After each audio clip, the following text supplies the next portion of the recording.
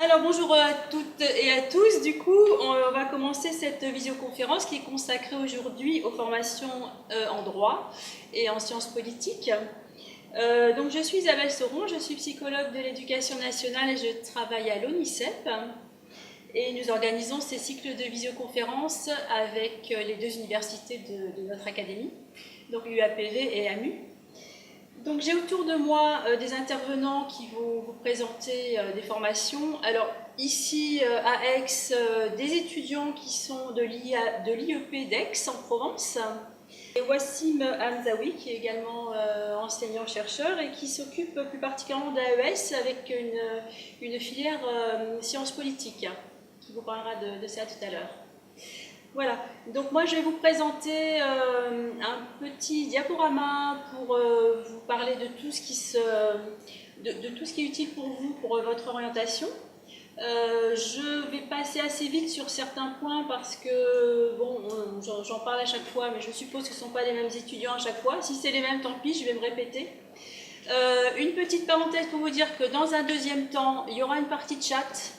Donc on vous attend pour poser vos questions. Vous les posez sur les ordinateurs qui sont à disposition dans votre lycée au fur et à mesure des interventions. Moi, je les vois s'afficher et nous y répondrons après les présentations. Voilà, donc je vais vous présenter un PowerPoint. Si je le vois s'afficher un écran, voilà. Donc, je passe un petit peu sur tous les salons, puisque les salons d'orientation sont tous terminés. Par contre, il vous reste encore les journées portes ouvertes. À AMU, il y a une journée porte ouverte sur Aix le 6 mars et à Marseille le 2 mars, mais c'est pour les sciences, pour ceux que ça intéresse. Et à Avignon, c'est déjà passé les journées portes ouvertes. L'IEP, vous avez une journée porte ouverte? Oui, c'est déjà passé. C'est déjà passé également. C'était aussi le 2 février, donc ça c'est passé. Vous aurez les dates des journées portes ouvertes sur l'ensemble des établissements de l'académie sur le site de l'ONICEP. Donc vous pouvez aller regarder si un établissement vous intéresse. Alors les catalogues des formations des universités, que ce soit AMU ou Avignon, vous les trouvez sur leur site internet. Je vous conseille d'aller visiter ces sites et de regarder ce qu'on y fait dans chacune des licences, voire dans chacun des masters, pour vous rendre compte plus précisément de ce qu'on fait dans chaque licence. Si vous n'avez toujours pas de projet, alors là ça commence à être un peu urgent pour les terminales, il faut que vous alliez par exemple prendre rendez-vous avec les psychologues de l'éducation nationale qui sont dans vos lycées ou dans les CIO. Et vous pouvez également consulter le guide Entrée dans le SUP après le baccalauréat, qui est édité par l'ONICEP, donc vous voyez la vignette s'afficher. Vous le trouvez en ligne sur notre site et puis normalement chaque élève de terminale en a reçu un personnellement avant les vacances de Noël ou après les vacances de Noël. Alors des sites à votre disposition pour vous renseigner, le site terminal 2018-2019 avec plein de ressources à votre disposition. Et mon orientation en ligne.fr, vous pouvez poser des questions par chat, ce sont deux sites faits par l'ONICEP également, donc voilà comment ça se présente. Ça c'est le site de l'ONICEP, je vous ai juste mis la capture d'écran quand vous connectez. Je vous laisse aller explorer ce site qui a plein d'informations intéressantes pour vous. Alors Parcoursup, donc là vous êtes en plein dedans normalement, j'espère en tout cas que vous êtes inscrit, que vous avez commencé à rentrer vos vœux. Vous avez jusqu'au 14 mars, donc voilà encore une quinzaine de jours. Il faudrait télécharger l'appli sur votre smartphone, ça sera plus facile pour que vous ayez les informations rapidement et une adresse mail valide. Vous avez des tutos sur Parcoursup pour vous guider. Dans chaque formation, vous avez les taux de réussite, les objectifs, les débouchés. Donc ça, je pense que vous êtes en train de faire ce genre de démarche sur Parcoursup. Donc vous savez donc que les notes prises en compte, ce sont les 5 derniers trimestres. Donc ça inclut votre première et puis vos premiers et deuxième trimestres de terminale. Vous avez 10 vœux maximum non classés et avec une possibilité de 20 sous-vœux au total. Possibilité de faire des vœux multiples, par exemple si vous faites un vœu en une classe préparatoire, lettres par exemple, dans 10 établissements, ça vous fera un vœu et 10 sous-vœux. Tous vos vœux doivent être motivés, donc vous avez une petite partie avec un texte à rentrer de 1500 signes maximum. vous devez dire votre motivation, les atouts que vous avez pour ces formations. Voilà, donc il y a une possibilité cette année de rajouter vos activités extrascolaires et vos engagements associatifs, les stages que vous avez faits, enfin tout ce qui peut vous aider à rentrer dans les formations que vous souhaitez. Vous devrez confirmer vos vœux avant le 3 avril, c'est-à-dire avoir rempli et donné toutes les pièces qu'on vous demande pour chacune des formations. Donc n'oubliez pas cette date, c'est important. Les fiches à venir, donc ça se passe dans vos établissements scolaires. Avec les conseils de classe, c'est ce qui valide plus ou moins vos vœux. Ensuite, vous avez des vœux possibles dans toutes les académies en France, donc ne vous censurez pas, vous pouvez demander des vœux dans toute la France, pas forcément de notre académie. Par contre, il y a un quota qui est donné par chaque recteur de chaque académie sur le nombre d'entrants extérieurs. L'université propose certains aménagements pour ceux qui n'auraient pas les prérequis demandés. Et par exemple, certaines licences peuvent se faire en 4 ans au lieu de 3, avec des cours, un peu de rattrapage pour les élèves qui n'auraient pas exactement le niveau attendu. Ça correspond à un WICI sur Parcoursup, par exemple. Les établissements d'accueil, donc nous enverrons des propositions d'admission entre le 15 mai et le 19 juillet, donc les délais ont été raccourcis cette année, vous pourrez partir en vacances plus tôt, et vous devrez confirmer rapidement les propositions que vous voulez accepter. En général, vous aurez 2-3 jours de délai pour répondre. Dès le 15 mai, vous aurez la possibilité de voir le rang des derniers admis dans l'information que vous attendez. Et vous aurez aussi également votre rang sur la liste d'attente. Donc ce sont 2 informations intéressantes pour vous décider. À partir du 25 juin, il sera mis en place un répondeur automatique. Donc vous pourrez rentrer les vœux dans l'ordre que vous souhaitez, les vœux qui sont toujours en attente pour vous. Vous pourrez les classer par ordre de préférence cette fois-ci. Et le répondeur vous affectera directement dans ces formations. Donc ça c'est un choix, vous n'êtes pas obligé de le faire, mais vous pouvez vous en remettre au répondeur automatique. Si vous n'avez pas reçu de réponse, vous serez accompagné à partir du 15 mai jusqu'au 14 septembre pour vous aider à avoir une formation, à rentrer dans une formation. L'inscription administrative, alors pensez-y, une fois que vous êtes admis sur Parcoursup, il faut absolument aller finaliser l'inscription auprès des établissements, physiquement, donc il faut vous rendre dans les établissements et amener les dossiers. Résultat du bac le 5 juillet. Ça vous devez le savoir également, et il est possible de faire une année de césure. Vous pouvez prendre une année pour aller faire, je ne sais pas moi, un stage à l'étranger ou apprendre une langue ou autre. Il faut quand même vous inscrire sur Parcoursup, il y a une possibilité de cocher une case de césure. Il faut quand même aller vous inscrire administrativement dans l'établissement qui vous accordera l'année de césure en principe. Voilà, donc ça c'est un résumé de Parcoursup que vous trouvez aussi sur le site du ministère et sur Parcoursup, pour si vous voulez retrouver les informations dont je vous ai parlé. Voilà, on va laisser la parole à nos étudiants de l'IEP qui vont vous présenter donc l'IEP, comment on rentre à l'IEP. Je vais vous laisser du coup gagner votre PowerPoint. Bonjour à tous, donc Éloi et moi sommes des étudiants de l'IEP d'Aix. L'IEP c'est l'Institut d'études politiques, aussi appelé Sciences Po Aix, plus connu. Donc le diplôme de Sciences Po c'est un diplôme qui se fait en 5 années. On peut rentrer en première année en ayant le bac, en ayant fait une année d'université, donc bac plus 1, ou rentrer en deuxième année via un bac plus 1 ou un bac plus 2. L'entrée se fait uniquement sur concours, on reviendra dessus après. Donc les 2 premières années d'études sont extrêmement pluridisciplinaires et générales. Vous allez voir, comme j'ai dit, de l'économie, de l'histoire, du management, des relations internationales, de l'histoire de l'Europe, de l'histoire de France, j'en perds, de la culture générale, des langues, sciences humaines.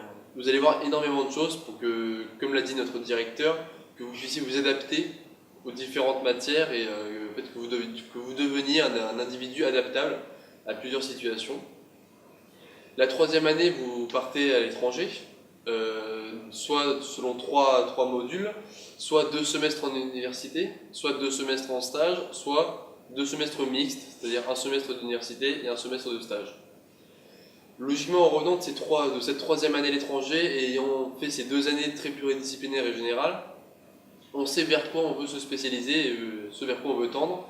Donc on choisit son master en 4e année. et on le continue en 5e année.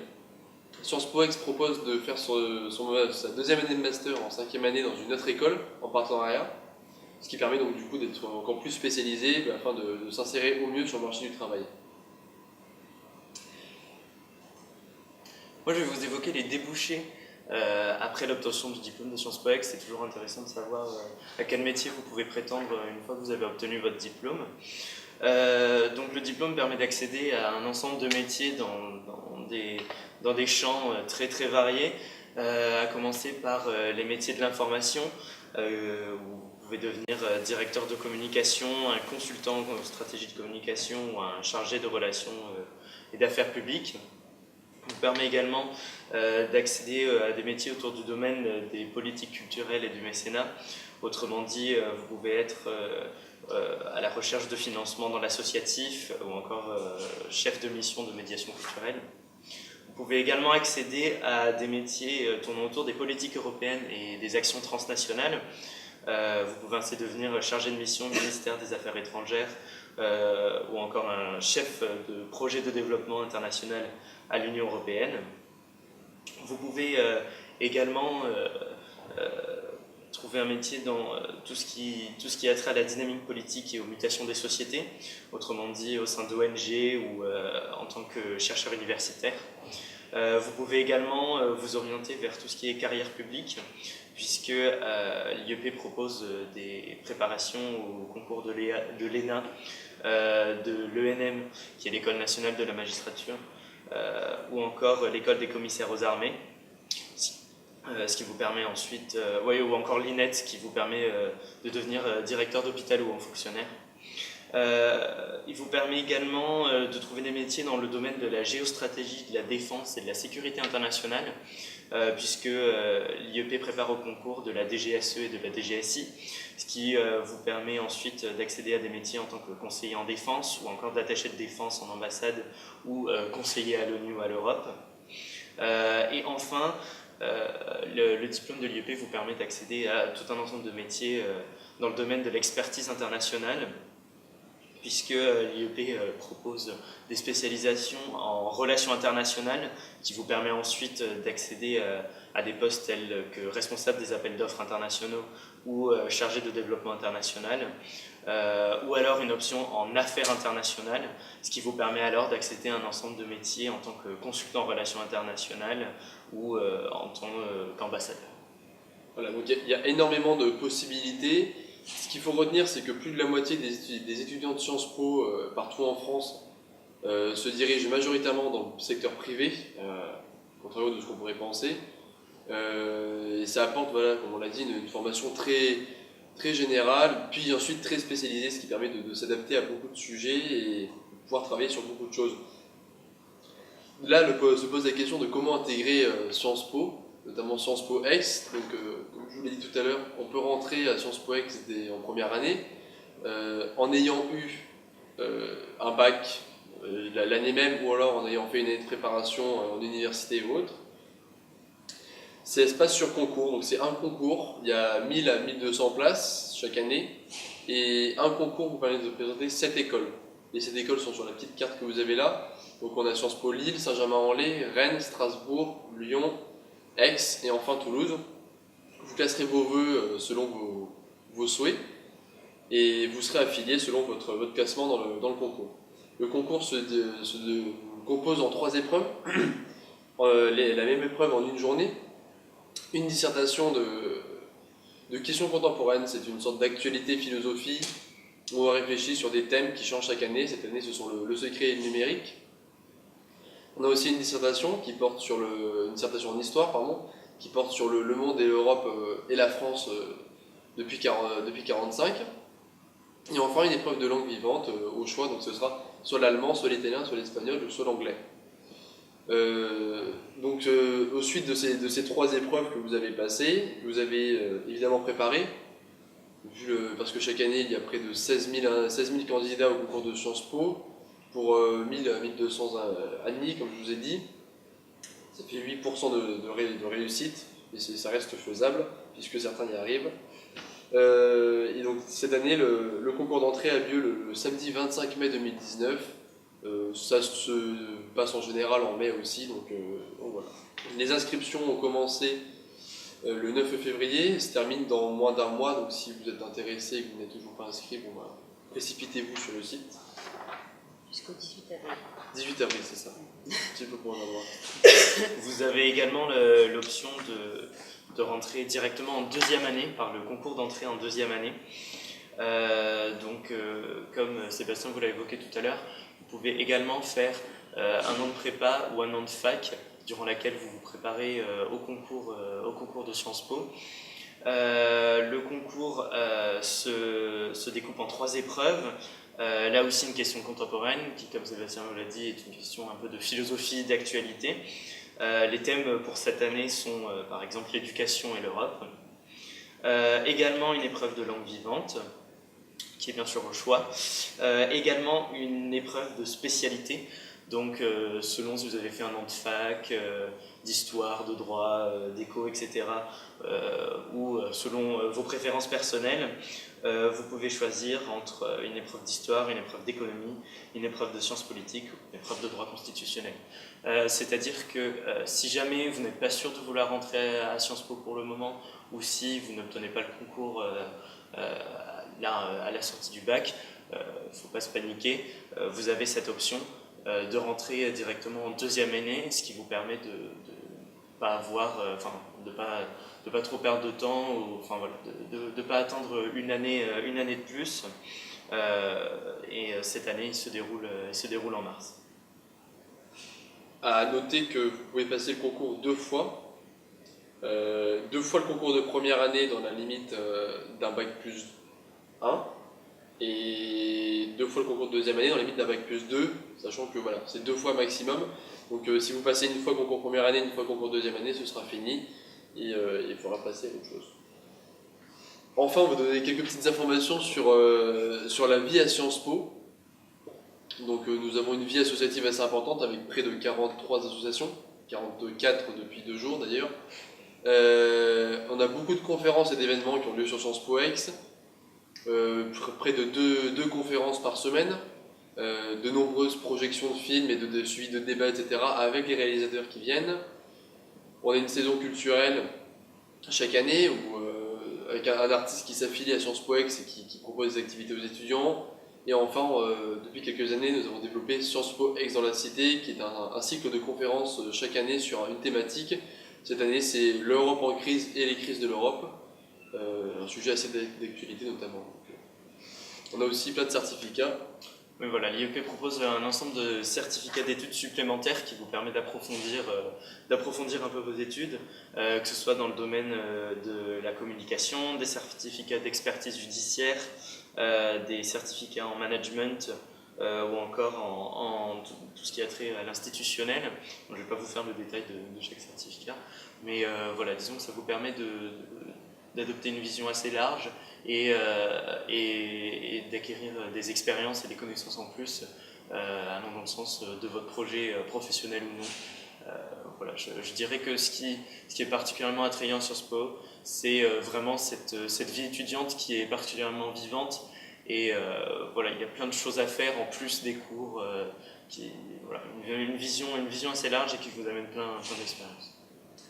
Et pour revenir un petit peu au niveau du droit, ce qui est le sujet de notre rencontre aujourd'hui, Sciences Po X donc prépare évidemment, enfin l'ensemble des Sciences Po du réseau aussi prépare au concours de barreau d'avocat, et prépare aussi à l'ENM, comme on l'a dit, École nationale de la magistrature, où Sciences Po X enregistre de très très bons résultats.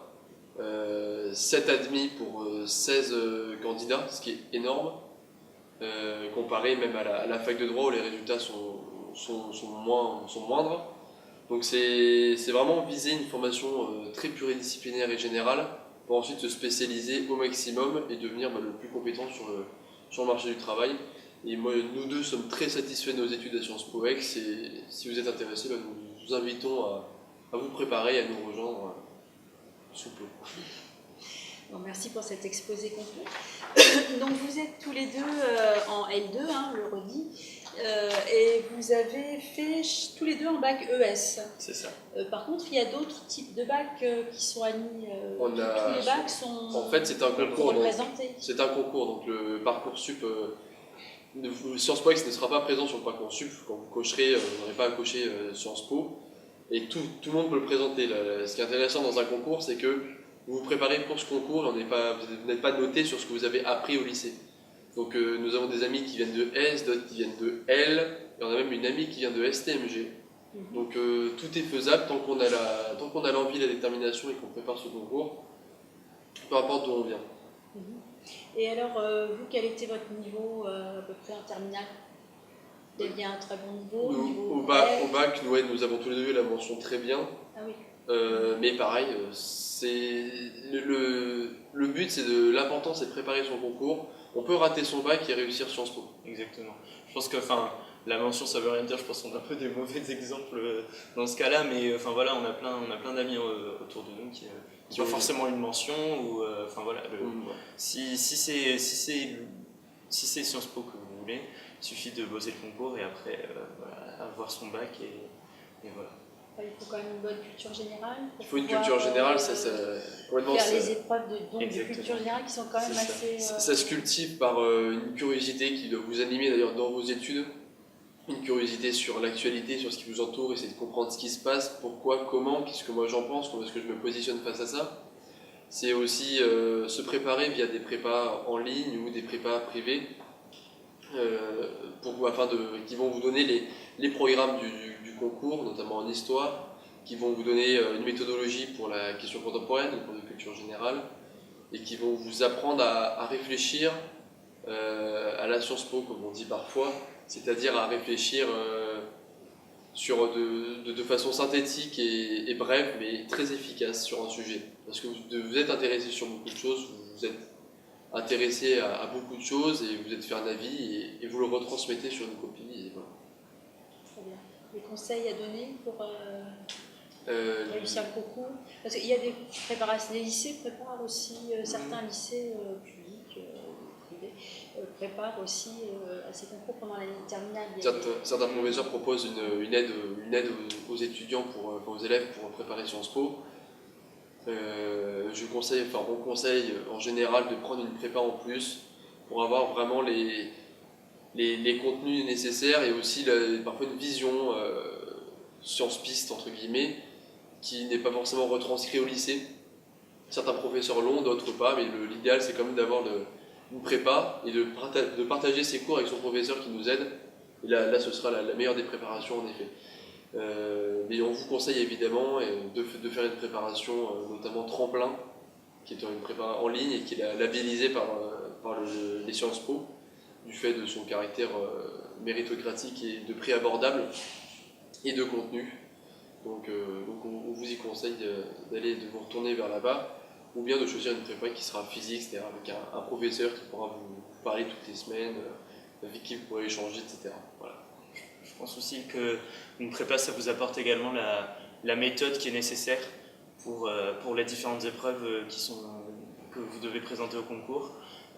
Et vous avez également la possibilité, je pense que c'est en plus, c'est nécessaire aussi, d'acheter des annales sur les thèmes de la question contemporaine ou sur l'épreuve de langue, etc., qui vous permet justement de bien vous préparer, de vous préparer chez vous et disons d'engranger un maximum de culture générale dans des domaines où on n'a pas forcément toutes les connaissances. Ça vous permet ça vous apporte des connaissances en plus. Ce qui est important à noter, c'est que c'est Sciences Po et Sciences Po X, c'est un diplôme qui va vous permettre de prétendre à des professions telles que cadre, des professions de chargé de mission. Les études sont passionnantes, les cours le sont aussi, elles sont prenantes, et quand vous sortez de là, vous arrivez vous pouvez prétendre à des postes importants et passionnants évidemment. Et c'est vraiment ce qu'il faut retenir, c'est ce pourquoi les écoles de Sciences Po sont intéressantes.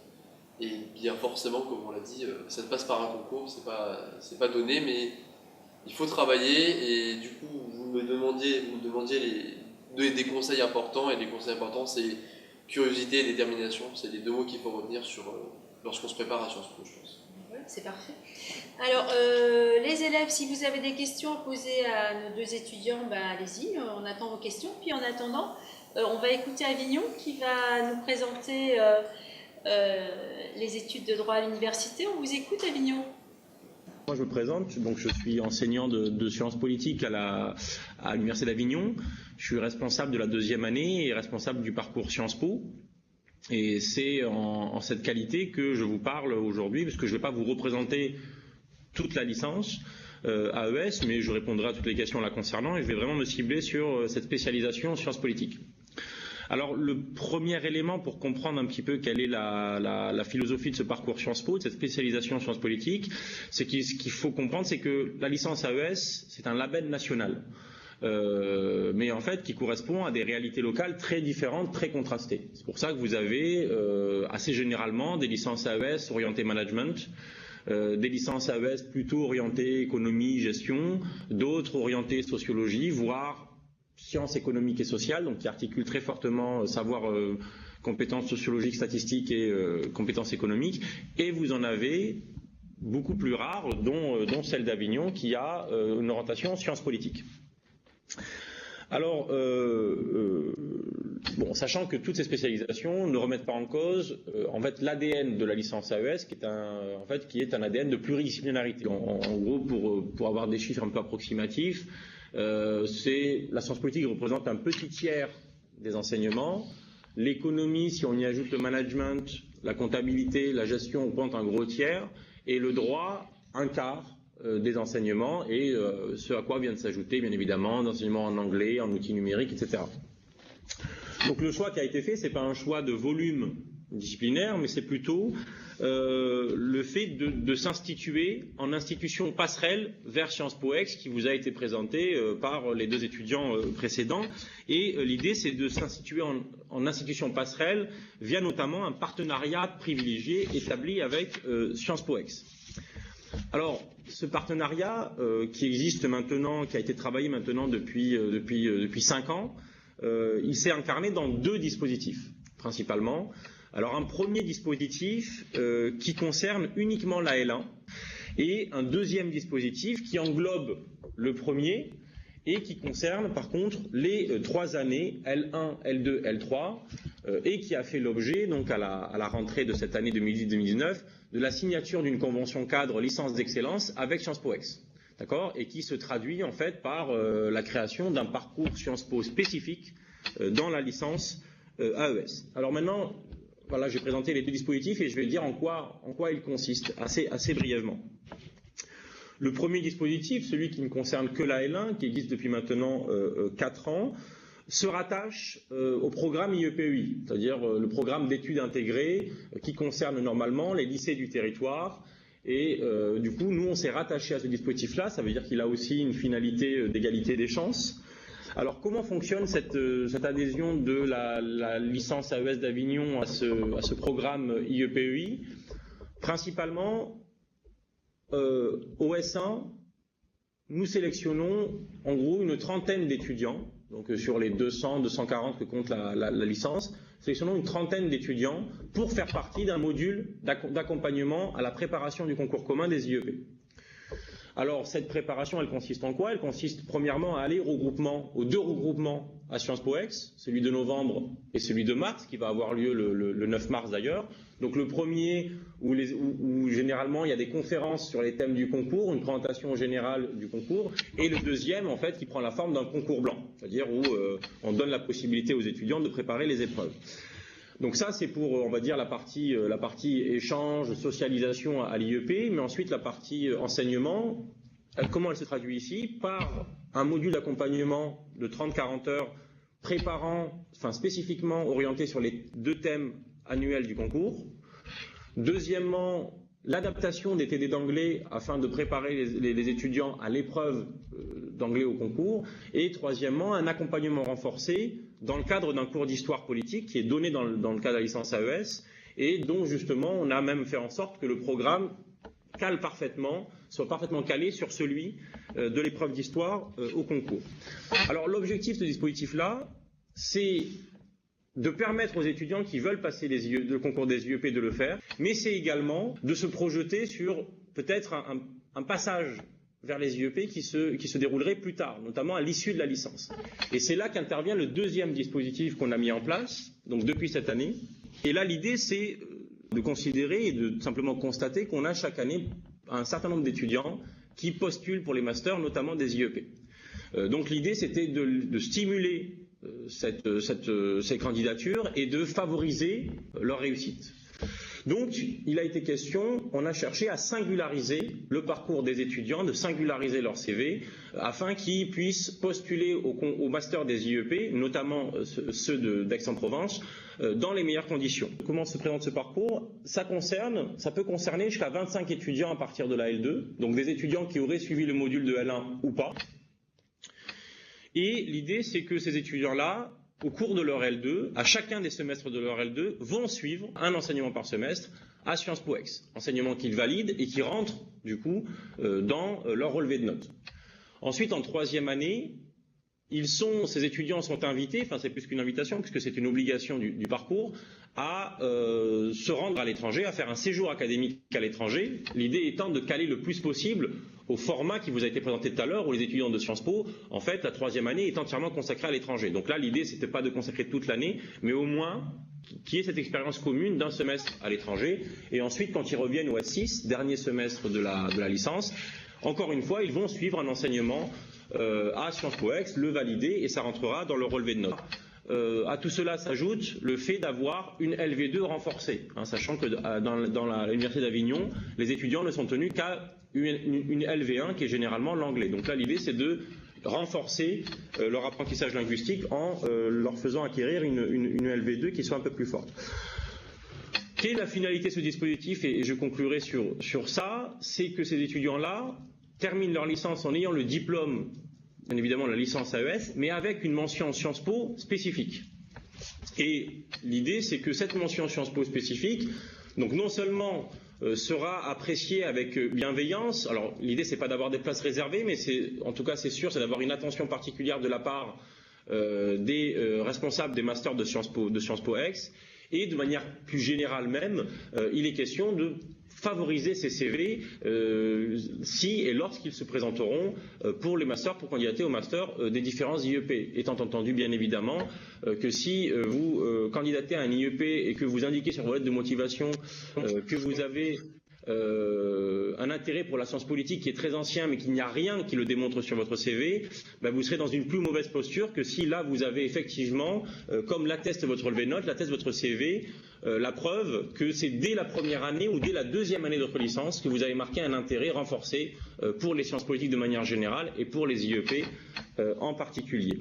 Bien, je vais m'arrêter là, je ne vais pas en dire plus, j'espère ne pas avoir été trop rapide et en tout cas voilà, je me ferai un plaisir de répondre à toutes les questions qui pourront concerner ce parcours. Voilà, merci.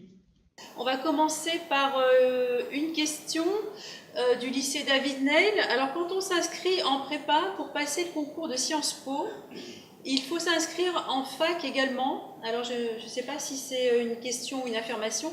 Est-ce que sur la fiche de motivation que nous formulons sur Parcoursup, nous devons préciser que nous nous inscrivons à la fac en parallèle de la classe préparatoire? Non, alors en fait, déjà, si tu t'inscris en classe préparatoire, c'est forcément une classe préparatoire privée, ou alors c'est comme la présenté le professeur, c'est dans une faculté, donc dans ce cas-là, tu t'inscris en faculté. Si c'est une classe préparatoire, c'est privé, donc c'est pas sur Parcoursup. Dans ce cas-là, tu ne t'inscris pas sur Parcoursup. En tant que classe privée, tu fais tes choix, toi, sur Parcoursup, si tu souhaites les faire, faculté ou autre, et tu iras en classe préparatoire et tu annuleras tes choix lorsque la classe préparatoire t'aura prise. C'est la deuxième partie de la question. La deuxième partie de la question, c'était est-ce que Et non, il ne faut pas préciser que tu veux faire une classe préparatoire pour préparer Sciences Po. Ça peut même jouer contre toi de dire voilà, j'aimerais bien venir dans votre établissement, mais je prépare Sciences Po à côté, puis bon, si je l'ai, je viens pas. Donc il faut que tu vendes ton truc auprès des établissements, auprès des universités, etc. Donc tu n'en parles pas, tu dis que ça te plaît, que tu vas aller dans tel endroit, et puis voilà. Vous voulez compléter Avignon cette réponse? Non, elle me satisfait pleinement. Après, il y a juste un cas de figure qui est un peu particulier, c'est que il me semble qu'il y a des lycées qui, donc du coup, dans un cadre public, proposent des préparations au concours. Je pense qu'elles font partie de Parcoursup. Donc, si c'est le cas, je pense que l'étudiant, voilà, il doit là pour le coup le préciser. Après, bien évidemment, si c'est des prépas privés, bon bah là, c'est hors sélection, donc hors champ, oui. Alors, si on se spécialise en gouvernance numérique, sur quel métier du droit ça peut déboucher? Disons que un métier où les compétences juridiques sont importantes dans ce domaine, c'est le métier qui est rendu obligatoire dans les organisations publiques depuis le RGPD, le Règlement Général à la Protection des Données. C'est ce qu'on appelle, alors il y a les deux formules, DPO ou DPD, Data Protection Officer ou Délégué à la protection des données.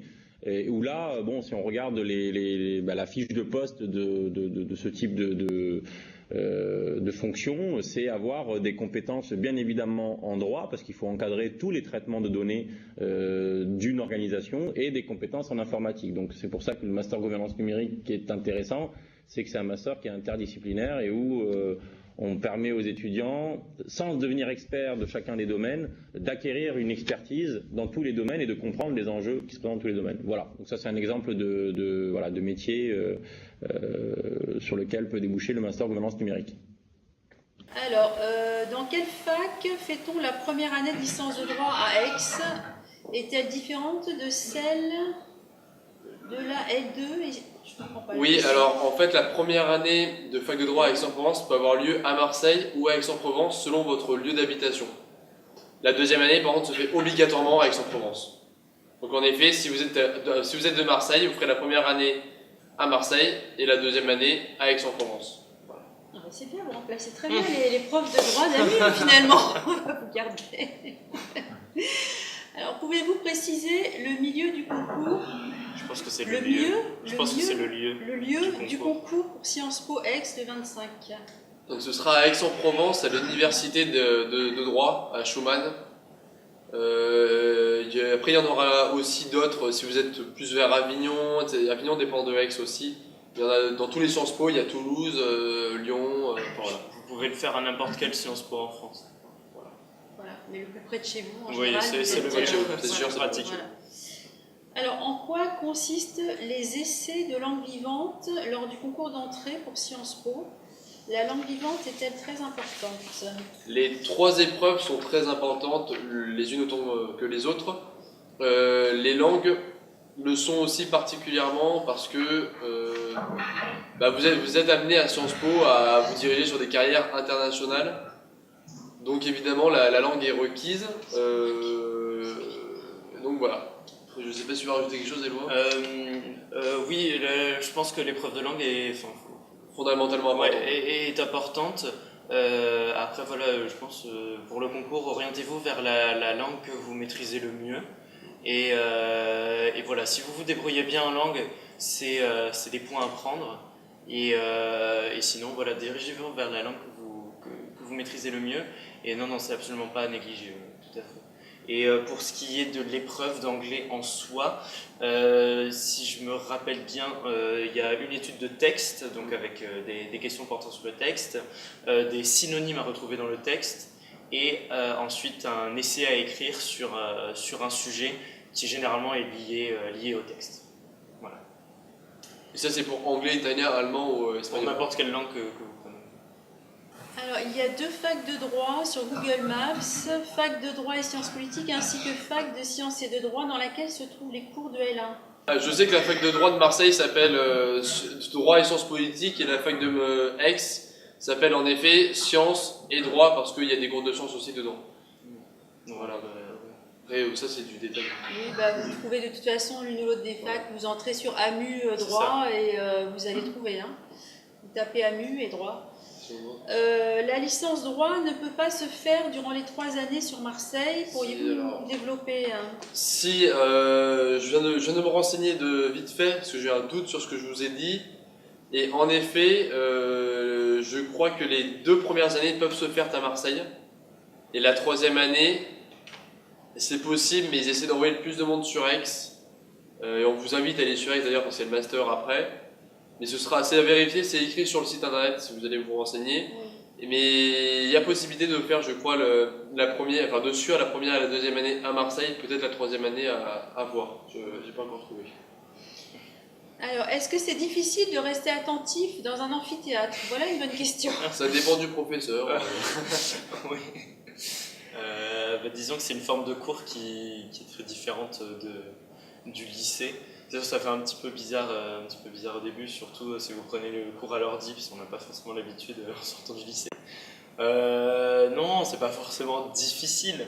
Parfois, bon, voilà, on peut être un peu inattentif, mais non, c'est pas. Il faut être attentif, il faut l'être. Mais c'est largement faisable. C'est juste souvent très oratoire, malheureusement, mais ça reste tout de même très intéressant. Les cours sont intéressants, et puis il y a avec certains profs qui sont excellents, un échange possible, et là c'est passionnant. Et puis à côté des amphithéâtres, vous avez des conférences de méthode ou des TD qui là ont un format un peu plus classique de cours avec un professeur.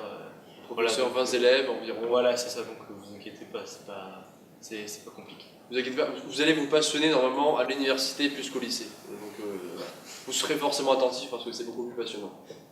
Alors, quel est le coût des études de Sciences Po à Aix?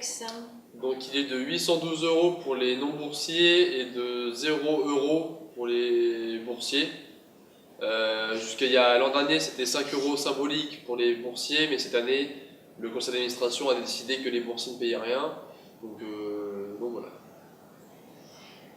Ça reste un des Sciences Po les moins chers de France, et les réseaux Sciences Po, les Sciences Po du réseau ne dépasseront pas en général les 1200 € 1300 € par an. On sera bien en dessous. Par contre, pour ce qui est Sciences Po Paris ou Sciences Po Bordeaux, même Sciences Po Grenoble, on est sur des coûts qui sont beaucoup plus élevés pour le même diplôme, mais pour des raisons différentes, notamment à Paris, de logement. Alors, peut-on avoir plus d'informations sur la formation 2+2 en partenariat avec le Kent? Alors, vous avez trouvé, oui, je me renseignais parce que je ne connaissais pas très bien. Donc en gros, c'est un double diplôme qui se fait un double diplôme en droit français et en droit anglais, donc qui se déroule en 2 ans à la faculté de droit à Aix-en-Provence et 2 ans à la Kent Law School au Royaume-Uni. Voilà. J'arrive pas à accéder au programme, mais peut-être donner le site. Oui, c'est sur le site. J'ai tout trouvé sur le site de faculté de droit et de sciences politiques d'Aix-Marseille Université. Voilà. Et donc à l'issue, vous avez une licence, un master 1 en droit international européen qui vous est donné par AMU et un Bachelor of Laws de l'Université du Kent. Voilà, donc pour plus d'infos, allez sur le site d'AMU, apparemment c'est bien expliqué. Hein. Oui, non, exactement. Voilà. Quand nous suivons une fac de droit en même temps que notre année de préparation au concours Sciences Po, les cours de droit sont-ils les mêmes que ceux que suivent les élèves qui sont seulement en fac de droit? Non, il y a un emploi du temps allégé parce qu'on a des cours de droit. Nous, à Sciences Po, on a du droit administratif, du droit constitutionnel, de la théorie générale du droit qui se recoupe avec les enseignements proposés en faculté de droit. Donc ils sont dispensés soit en faculté de droit, soit à Sciences Po. Enfin, voilà. L'emploi du temps sera forcément plus lourd qu'une formation normale parce qu'il y a 2 licences à faire en même temps, mais les emplois du temps sont allégés, revus, et c'est largement faisable, et c'est là où c'est passionnant. Alors, les emplois du temps, est-ce que vous pouvez indiquer un peu plus comment ça se passe, les emplois du temps? En général, vous aurez donc soit des cours d'amphithéâtre le matin, et ensuite des cours de TD l'après-midi, ou l'inverse, la plupart des universités se divisent comme ça. Et l'emploi du temps reste sur environ 5 TD, que ce soit, je crois, dites-moi si je me trompe, en droit ou même à Sciences Po. Il y a 5 à 6 matières de TD, donc en classe, donc c'est des tranches de 2 heures. Et ensuite, il y a plusieurs cours d'amphi. Sur la semaine, ça représente, il y a bien 3 à 4 matinées d'amphi pour nous, puis ensuite 4 après-midi de TD.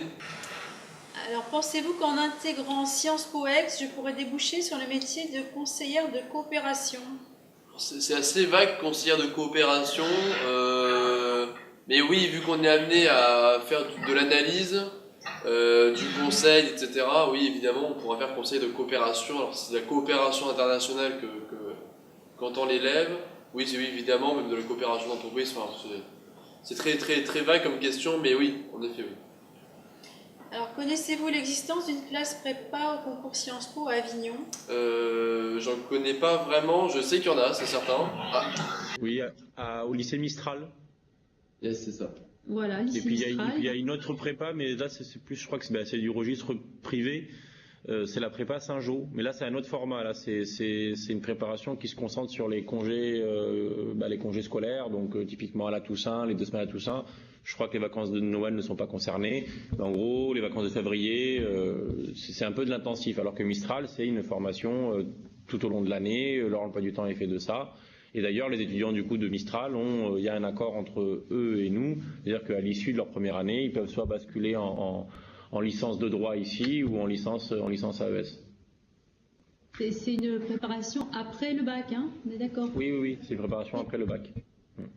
Je rebondis, on conseille généralement les étudiants de Sciences Po, là c'est d'étudiants, de faire une préparation sur toute l'année et pas sur des stages intensifs d'une semaine ou de 2 semaines. Exemple tout bête, on apprend mieux à faire du ski en skiant 2 heures par jour qu'en skiant sur 2 semaines pendant les vacances pendant 1 an, de façon intensive. Donc apprenez à travailler vraiment tout au long de l'année, et puis c'est un travail de longue haleine, donc il vaut mieux le diviser par petites tranches d'heures et s'y donner à cœur joie tous les jours, plutôt que de faire des stages intensifs qui seront du bachotage, un peu du bourrage de crâne, et que vous allez oublier entre les 2 périodes de stage. Voilà. Après, chacun travaille comme il veut et comme voilà. Mais bon. Alors si je peux me permettre, moi je rejoins tout à fait ce qui vient d'être dit dans la philosophie de la préparation. Et après, mais bon là je vais donner l'impression de prêcher pour ma paroisse, mais c'est sûr que c'est-à-dire que nous on se considère pas non plus comme une prépa à Sciences Po, hein, c'est pas notre principale fonction. Nous, vous l'avez vu, on s'inscrit sur une trajectoire plus longue de passage vers Sciences Po. Mais moi, ce que je peux dire, c'est que, ce que je pourrais dire en tant qu'enseignant, c'est que lorsqu'un étudiant a travaillé pendant 1 an pour préparer uniquement le concours, lorsqu'il débarque à la fac, disons durant son année, il n'a été formé à rien d'autre qu'à préparer le concours. Alors que l'avantage dans une formation type celle qu'on propose, c'est que l'étudiant il est déjà inscrit dans un parcours pédagogique qui a déjà des finalités propres. Donc au final, la préparation au concours, elle se fait, elle se ponctue par une réussite ou par un échec, ça peu importe, mais en tout cas l'étudiant il est déjà inscrit dans un parcours, et voilà, cette année n'est pas, ça passe pas pour une année entre parenthèses quoi. Mais bon, ça c'est un petit commentaire, on va dire de... Non mais c'est tout à fait cohérent, et on a beaucoup de personnes qui rentrent en 2e année, ont fait une année de prépa, enfin une année de fac, en plus d'une prépa à côté, pour justement ne pas perdre 1 an, avec des guillemets, on dit bien, mais puis rester dans un esprit universitaire, d'ambiance de travail, et puis pas se dire si je rate Sciences Po, qu'est-ce que je fais après aussi, voilà. Ça permet aussi de s'intéresser et d'apporter des connaissances supplémentaires, parce que en faculté de droit, les gens qui font une année de plus en général arrivent avec plus de connaissances en première année que ceux qui, comme Éloi et moi, sommes arrivés juste après le bac. Est-ce qu'à Aix, il est proposé le master de droit international? Oui, parce qu'il y a une grosse, j'ai perdu le nom, une grosse présence de professeurs de droit international à Aix. Il y a même le centre de recherche. Ah, merci, voilà, cherchez le mot. Il y a même une école de droit international humanitaire. Enfin voilà, il y a beaucoup de parcours de droit international à Aix, en effet. Alors, y a-t-il des débouchés sur le journalisme après l'IEP d'Aix? Oui, tout à fait. Notamment, on a tout un master dans la catégorie mécénat, c'est ça, qui porte sur tous les métiers de l'information, etc. Donc oui, qui peuvent totalement déboucher sur un métier de journaliste. Après, pour le journalisme, nous, on vous conseille d'aller à Sciences Po Lille, qui a un partenariat avec l'ESJ, qui est une des plus grandes écoles de journalisme de France et même d'Europe. Et ça vous permet d'avoir un double diplôme, école de journalisme et Sciences Po Lille. C'est ça, ce qu'il faut savoir, c'est que chaque Sciences Po a un peu leur spécialisation pour ce qui est des masters. Donc en fait, peu importe dans quelle Sciences Po vous êtes, les 3 premières années se ressembleront à peu près. Ensuite, en master, vous pouvez vous bifurquer vers un autre Sciences Po, notamment Sciences Po Lille qui est plus spécialisé dans tout ce qui est journalisme. Les masters sont tous les mêmes, mais c'est vrai qu'il y a plus des domaines de préférence, notamment ce qui va de soi. Hein, Strasbourg sera plus sur l'Europe, du fait du nombre important de personnes qui travaillent à l'Europe et qui enseignent aussi à Sciences Po Strasbourg. Lille, le journalisme. Aix, le monde méditerranéen. Bordeaux, l'École nationale de la magistrature, et ainsi de suite. Voilà. Et donc on peut candidater partout en interne en gros. C'est un concours, 7 Sciences Po.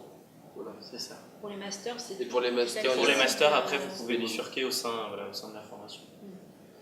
Bien, je ne vois plus de questions, donc si vous en avez, il faut vraiment vous dépêcher là parce qu'on va terminer la visioconférence.